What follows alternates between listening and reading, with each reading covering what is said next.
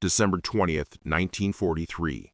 27,000 feet above Nazi Germany. Franz Stigler's finger hovered over the trigger of his Messerschmitt Bf 109's cannon. One squeeze, that's all it would take. The American B-17 bomber filled his gun sight like a wounded animal caught in a trap. It was the easiest target he'd seen in months. Chunks of the tail section were simply gone, ripped away by flak and bullets. One engine trailed thick black smoke that streaked across the frozen sky. Another engine was completely dead, its propeller frozen in place. The entire fuselage was riddled with holes, hundreds of them, some small as fists, others large enough to crawl through. Stigler pulled his fighter closer, dangerously close, close enough to see inside the shattered bomber. And what he saw made his blood turn to ice. Through the broken plexiglass nose, he could see straight into the cockpit. The pilot was slumped forward, his face pale and streaked with blood. The co-pilot was frantically working the controls with one hand while pressing the other against a wound in his side. Behind them, through a massive hole in the fuselage, Stigler could see more carnage. A gunner hung limp over his weapon, dead or dying. Another crewman was sprawled on the floor, not moving. Blood spattered the interior walls like some grotesque painting. And then Stigler saw something that would haunt him for the rest of his life.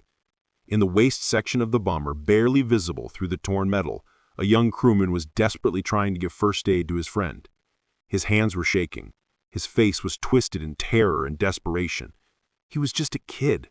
They were all just kids. This should have been the moment of glory. Stigler was 1 kill away from earning the Knight's Cross, the highest honor a German fighter pilot could receive. His 28th confirmed kill. His squadron commander was watching from below, waiting for the smoke trail that would signal another American bomber sent to its grave. All of Germany would celebrate another victory, another enemy destroyed. The crosshairs were perfectly aligned. His finger rested on the trigger. The cannons were loaded and ready. One burst would tear the crippled bomber apart. It would disintegrate in seconds. 10 men would die before they even knew what happened. But Franz Stigler couldn't pull the trigger. Something stopped him. Something deeper than orders or duty or the promise of glory. As he stared at those dying men through his gun sight, he wasn't seeing enemy soldiers anymore. He was seeing human beings. Terrified kids fighting desperately to save each other. Boys who wanted to go home to their mothers. Brothers. Sons. Friends. His fingers stayed frozen on that trigger for what felt like an eternity. The bomber limped forward through the sky, helpless and dying. Stigler's Messerschmitt stayed right beside it, close enough to touch. And in that moment, 27,000 feet above a world at war, Franz Stigler made a decision that would defy every order, every instinct, every rule of combat he'd ever learned. He made a choice that could get him executed, a choice that seemed impossible, a choice that would change 10 lives forever. 6 hours earlier, the war felt distant, as if it belonged to someone else. 21-year-old Second Lieutenant Charlie Brown stood on the icy tarmac at Kimballton Air Base in England, gazing up at his B-17 Flying Fortress. She looked stunning in the gray dawn light. Fresh paint, clean metal, and not a single bullet hole or bloodstain. Just a brand new bomber waiting for its first mission. They had named her Ye Old Pub, after a favorite bar back home.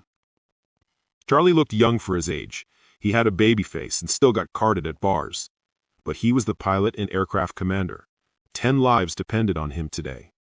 The weight of that responsibility pressed heavily in his chest as he watched his crew arrive one by one. There was Spencer, Pinky Luke, the co-pilot. A farm boy from Texas, and he had $1 million smile. But his hand shook before a mission. He made jokes to mask his fear. They were bad jokes, but the crew laughed anyway because they were all just as frightened. The bombardier Al Sadiq was the oldest at 24. He had a wife and a baby daughter he had never met. He kept her photo tucked in his flight jacket right over his heart. He'd shown it to everyone at least 20 times, saying she had her mother's eyes.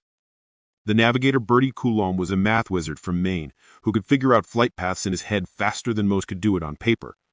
But today his hand shook as he checked his maps for the 3rd time. He had circled their target in red ink, Bremen, Germany, 400 miles deep into enemy territory. In the waist section, the gunners were loading ammunition belts and testing their weapons. Hugh Eckenrode and Alex Iolesco had been best friends since basic training. They had promised each other's families they would bring each other home. Today, they kept glancing at each other, silently asking the same question. Will we really make it back? The tail gunner, Sergeant Richard Peachout, climbed into his lonely spot at the back of the plane. The tail was the most dangerous place on a bomber, exposed and vulnerable. It was the first target for enemy fighters attacking from behind. Peachout knew the statistics. He was aware that most tail gunners didn't survive their tour, but he never discussed it. He just focused on his job. They were all so young. The average age of the crew was 20 years. Most had never seen combat. Some had never even left home before the war. They came from farms, cities, and small towns across America. Different backgrounds, different dreams. But today they were a crew, a family, brothers who would either live or die together. At 0600 hours, the briefing officer had given them their target, a German munitions factory in Bremen. It was high priority with heavy defenses. They would fly in formation with dozens of other bombers, protected by fighter escorts. It was supposed to be routine. Get in, drop bombs, get out, and return home for dinner. Charlie looked at his crew one last time before they boarded the plane. They were scared. He could see it in their eyes. He was scared too. But they trusted him. They believed he would bring them back. He had no idea that in 6 hours, that promise would feel impossible. The first 3 hours of the mission went exactly as planned. Yield Pub held formation perfectly with the other bombers, a massive aerial armada crossing the English Channel into occupied Europe. Their P-47 Thunderbolt fighter escorts flew protective circles around them. Charlie felt his confidence growing. Maybe this wouldn't be so bad after all. Then they crossed into German airspace, and hell opened up beneath them. The flak came first, black clouds of exploding anti-aircraft shells that bloomed across the sky like deadly flowers. The explosions rocked the bomber violently. Shrapnel pinged off the metal skin like deadly hail. Charlie gripped the controls tighter, fighting to keep the plane steady as the world around them turned into a nightmare of smoke and fire. "Flak ahead! Flak everywhere!" the navigator's voice cracked over the intercom. They pushed through it. No choice. The target was ahead. They had to complete the mission. Through the chaos, Charlie could see other bombers in the formation taking hits. One B-17 off their right wing suddenly exploded in a massive fireball, gone in an instant. 10 men dead before they could even scream. Charlie forced himself to look away and focus on flying. They reached Bremen and dropped their bombs. Mission accomplished. Now they just had to get home. Charlie banked Yield Pub and followed the formation as they turned back toward England. For a moment, he let himself believe the worst was over. That's when the German fighters hit them. They came screaming out of the sun like angry hornets. Messerschmitt Bf 109s and Focke-Wulf 190s, dozens of them. Their machine guns and cannons lit up the sky with tracer fire. The formation scattered as bombers desperately tried to maintain defensive positions while enemy fighters tore through them. "Fighters, 9 o'clock high!" someone screamed over the intercom. The next 60 seconds changed everything. A Focke-Wulf came straight at them head-on, its guns blazing. Charlie could see the pilot's face through the canopy as cannon shells ripped into Yield Pub's nose. The plexiglass exploded inward. The bombardier, Al-Sadok, screamed as shrapnel tore through his shoulder. Blood sprayed across the compartment. The photo of his baby daughter fluttered away through the shattered nose, lost to the wind. I'm hit," came a voice from the tail. It was Richard Peachout. Another burst of fire had caught the tail section. The intercom went silent after that. Peachout never spoke again. Engine number 2 started smoking. Then engine 4 just quit completely, its propeller windmilling uselessly. The plane shuddered and dropped altitude. Charlie fought the controls, feeling the bomber becoming sluggish and unresponsive. Hydraulic fluid sprayed from severed lines, coating the windshield in a red mist that looked too much like blood. "We're losing fuel," Pinky shouted, pointing to the gauges. Multiple fuel tanks had been punctured. They were bleeding gasoline into the freezing air.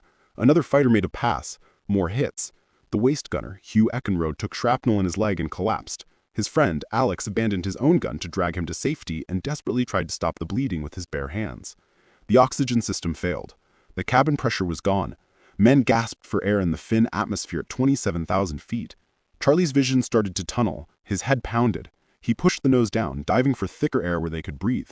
By the time they leveled off at 12,000 feet, Yield Pub had fallen completely behind the formation. The other bombers were miles ahead now, disappearing into the distance with their fighter escorts. The P-47s couldn't stay. They were low on fuel and had to turn back. Charlie and his crew were alone, crippled and bleeding. 400 miles deep in Nazi Germany. 2 engines damaged, fuel leaking, half the crew wounded or dead, no fighter protection, no formation to hide in. They were sitting ducks in the heart of enemy territory, and somewhere below, German fighter bases were scrambling more interceptors to finish what the first attack had started. At a Luftwaffe fighter base near Bremen, Oberleutnant Franz Stigler had just climbed out of his Messerschmitt Bf 109 when the alarm sounded again. His flight suit was soaked with sweat despite the freezing December air. His hands were still shaking from adrenaline. He'd already flown 3 combat missions that morning. He was exhausted. But the loudspeaker crackled with urgency. Another crippled American bomber had been spotted, limping away from the formation, alone, defenseless. Easy prey. Franz was 27 years old and one of the Luftwaffe's rising aces. 27 confirmed kills. Just one more and he'd earn the Knight's Cross, the medal that would make him a hero across Germany. His photograph would be in newspapers. His name would be legend. One more kill. That's all he needed. The ground crew was already refueling his fighter. Franz grabbed his leather helmet and ran back to the cockpit. His muscles screamed in protest. His mind was foggy with fatigue. But this was his chance, the chance he'd been waiting for. As mechanics loaded fresh ammunition into his cannons, Franz thought about how far he'd come. Before the war, he'd been a peaceful man, a Lufthansa airline pilot flying passengers across Europe. He'd loved the freedom of flight, the beauty of clouds and sunsets from the cockpit. War had never been part of his plan. But when Germany invaded Poland, Franz had no choice. He was conscripted. His civilian flying skills made him valuable to the Luftwaffe. They trained him to kill instead of transport, to hunt instead of guide. He'd proven to be naturally gifted at combat. Quick reflexes, perfect aim, ice-cold nerves in a dogfight. His instructor during training had been Gustav Rodel, one of Germany's greatest aces, and a man Franz admired more than anyone. Rodel had taught him everything about aerial combat. But more importantly, Rodel had taught him about honor. Franz could still hear his mentor's voice from years ago, as clear as if Rodel was standing beside him right now. They'd been watching a training film showing a German pilot shooting at Allied airmen parachuting from their destroyed plane. Franz had cheered with the other students. But Rodel had stopped the film and turned to face them with fury in his eyes. "You are fighter pilots first, last, always," Rodel had said, his voice sharp as a blade. "If I ever see or hear of any of you shooting at a man in a parachute, I will shoot you down myself. A man in a parachute is helpless. He is no longer a fighting man. He is no longer your enemy. You fight by the rules of war for you, not for your enemy. You fight by the rules to keep your humanity." Those words had burned into Franz's soul. Even as the war grew more brutal, even as he watched friends die and cities burn, he'd held on to that code. Honor above all, humanity above hatred. Franz's Messerschmitt roared to life. The engine's familiar growl steadied his nerves. He released the brakes and raced down the runway, climbing into the gray winter sky. His commanding officer's final words echoed in his headset. "Finish it, Stigler. Bring us that Knight's Cross." He climbed through the clouds, scanning the horizon, and then he saw it. A B-17, trailing smoke, flying impossibly low and slow, wounded, dying, alone.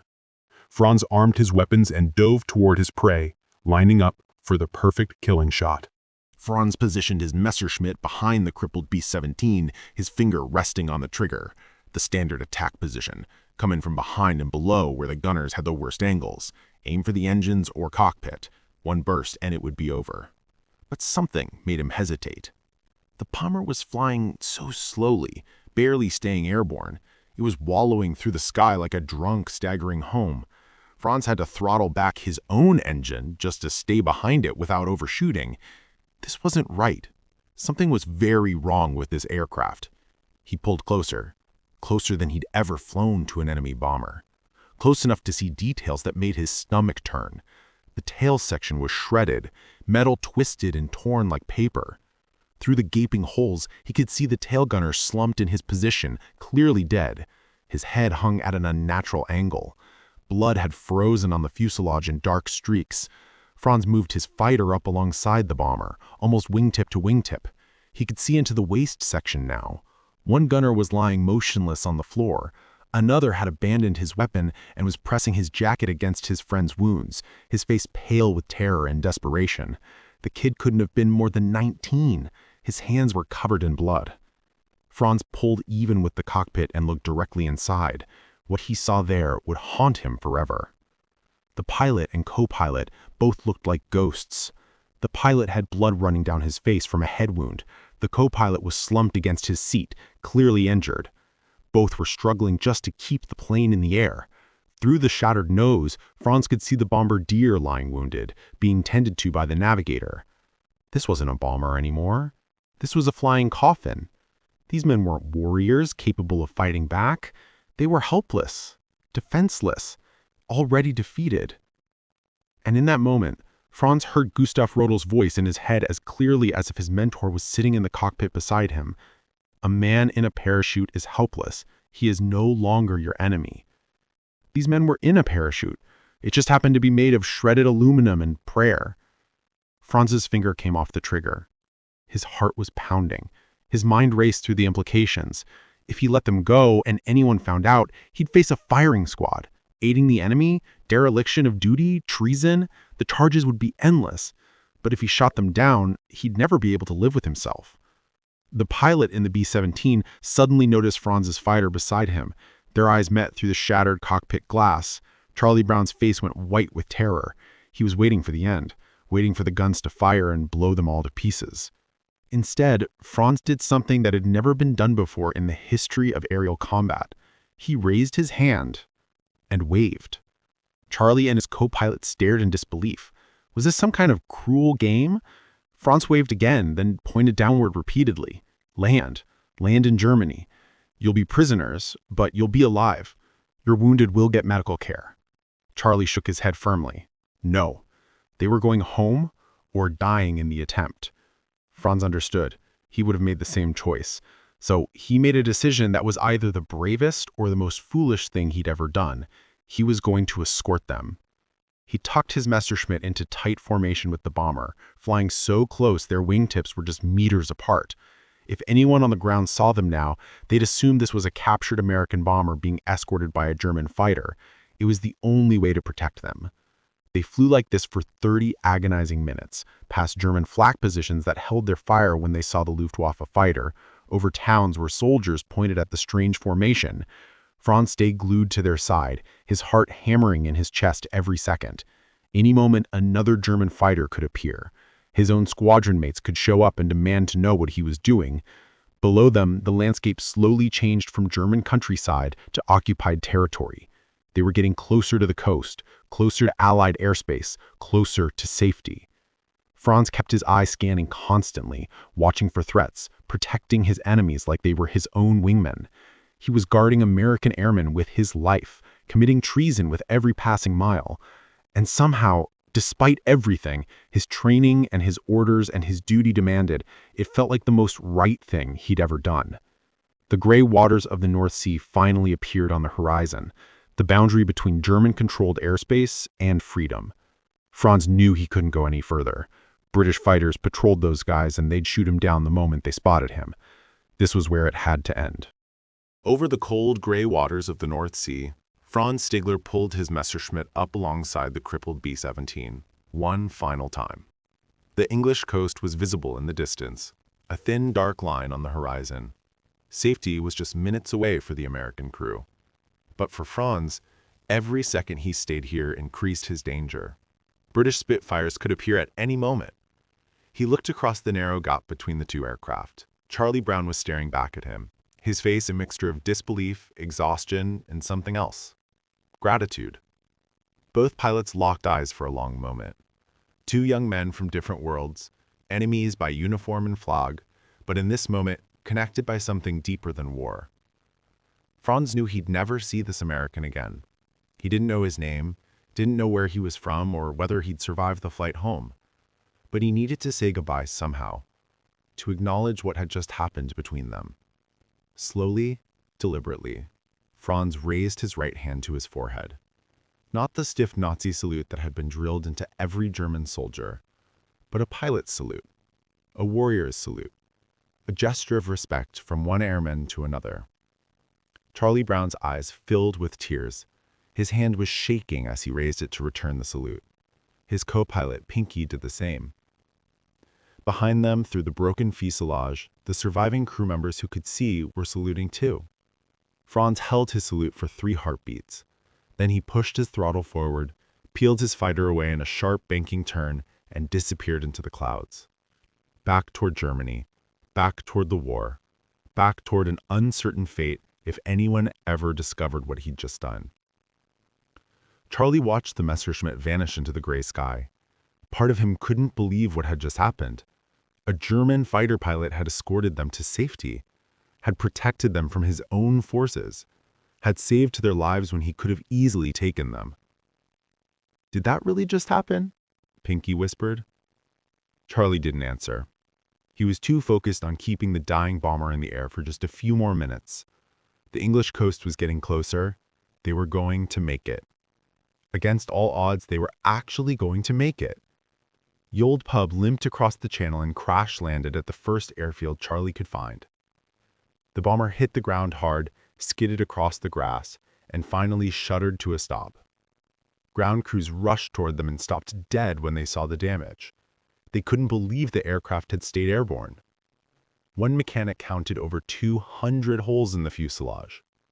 The surviving crew was pulled from the wreckage. The wounded were rushed to the hospital. The dead were carried out with dignity and respect. Charlie and the others were interrogated by intelligence officers who wanted every detail of the mission. When Charlie described the German pilot who had escorted them to safety, the officers exchanged glances. One of them told Charlie firmly to never speak of it again. No one would believe the story anyway. And if word got out that a German pilot had shown mercy, it might encourage others to do the same. High Command didn't want that. War required hatred to function properly. Charlie never filed an official report about Franz Stigler. The encounter was erased from the official record. Classified, forgotten. Franz returned to his base and told no one what he'd done. Not his squadron mates, not his commander, not even his closest friends. He'd committed treason to save enemy lives. If the wrong person found out, he'd be executed. So he buried the secret deep and tried to forget the face of the American pilot he'd spared. Both men went back to the war. Both survived. Franz flew until Germany's defeat in 1945. Charlie completed his tour of duty and returned home to America. They lived separate lives on separate continents, never knowing each other's names. But neither man ever forgot that day over the North Sea. The memory haunted them both. Franz would lie awake at night wondering if the Americans had made it home, wondering if he'd done the right thing, wondering if the wounded had survived. Charlie wondered who the German pilot was, what his name was, why he'd shown mercy when he could have easily earned glory. The face in that cockpit stayed burned into his memory for decades. 46 years of silence, 46 years of wondering, 46 years of carrying a secret that seemed too impossible to be real. The war ended. Decades passed. Charlie Brown built a life. He became a diplomat, traveled the world, married, raised a family. On the surface, he moved on. But the memory never faded. If anything, it grew stronger with age. By 1986, Charlie was 64 years old and retired. He had time now. Time to think. Time to remember. And the face of that German pilot haunted him more than ever. He'd survived the war, lived a full life, watched his children grow. But there was unfinished business. A debt unpaid. A thank you never spoken. He had to find the man who saved his life. It seemed impossible. He didn't know the pilot's name, didn't know his unit or squadron. All he had was a memory from 43 years ago of a face in a cockpit and a Messerschmitt Bf 109 with a yellow nose. That was it. Finding one German pilot among the thousands who'd flown during the war was like finding a specific grain of sand on a beach. But Charlie couldn't let it go. He started writing letters to German veteran organizations, to fighter pilot associations, to historians who specialized in Luftwaffe records. Most never responded. Those who did told him politely that his search was hopeless. Too much time had passed, too little information, Forget it and move on. Charlie refused to give up. He wrote more letters, made phone calls, spent hours in libraries researching German fighter squadrons that had operated near Bremen in December 1943. His wife watched him become obsessed with this quest. His friends thought he was chasing a ghost. 4 years passed. 4 years of dead ends and disappointments. Charlie was 68 now and running out of time. He decided to try one last thing. In January 1990, he placed a small advertisement in a newsletter that circulated among former combat pilots. He described the encounter in specific detail: the date, the location, the damaged B-17, the Messerschmitt escort. He ended with a simple plea: if you were that pilot, please contact me. He mailed the newsletter and waited. Days turned into weeks. Nothing. Charlie started to accept that he'd never find his answer. 1,800 miles away in Vancouver, Canada, a 67-year-old man named Franz Stigler was reading that same newsletter. He was retired now, a Canadian citizen. He'd emigrated after the war and built a successful business. He rarely talked about his time as a Luftwaffe pilot. The memories were too painful, too complicated. But when he saw the advertisement, his hands started shaking. The date was right, December 20th, 1943. The location was right, Bremen. The description matched perfectly. The crippled B-17 with the dead tail gunner, the shattered nose, the bleeding crew. Franz read the ad 3 times to make sure he wasn't imagining it. After 46 years of silence, the American pilot was looking for him. The man whose life he'd spared was searching, wanting answers, wanting closure. Franz sat at his kitchen table for a long time, staring at the phone. His wife asked if he was okay. He didn't answer. He was 27 years old again, flying beside that dying bomber, making the choice that had defined his entire life. He picked up the phone and dialed the number in the advertisement. His heart pounded as it rang once, twice, 3 times. A voice answered. "Hello?" Franz took a deep breath. His voice was shaking when he spoke. "I think you're looking for me." There was silence on the other end of the phone. Then Charlie Brown's voice came through, trembling with emotion. "Tell me what you saw that day." Franz described details that only the German pilot could have known. The dead tail gunner slumped in his position, the co-pilot's blonde hair, the hydraulic fluid spraying across the cockpit, the waist gunner trying desperately to save his wounded friend. Every detail matched Charlie's memory perfectly. Charlie broke down crying. 46 years of wondering, 46 years of questions, and now finally he had his answer. "Why?" Charlie asked through his tears. "Why didn't you shoot us down?" Franz's voice was quiet. "I didn't have the heart to finish those brave men. I saw them trying to save each other. They were no longer a threat. They were just human beings who wanted to live." They talked for hours that first night. 2 old warriors who'd been enemies, now connected across time and distance by a moment of mercy that had changed both their lives. France had spent decades wondering if the Americans survived. Charlie had spent decades wondering who his savior was. Now they both had their answers. Weeks later, they met in person.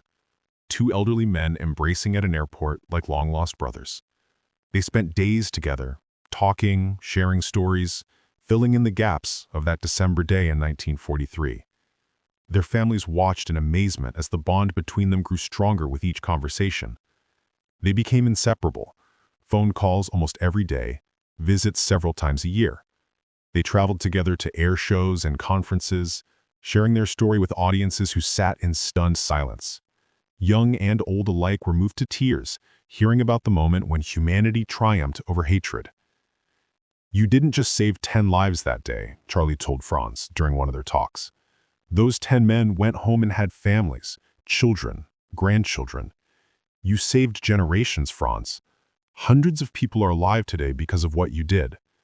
Franz always became emotional when Charlie said things like that. He'd spent his whole life wondering if he'd betrayed his country by not pulling that trigger. Now he understood that he'd honored something bigger than any country. He'd honored his humanity. Their story was eventually published in a book called A Higher Call. It became an international bestseller.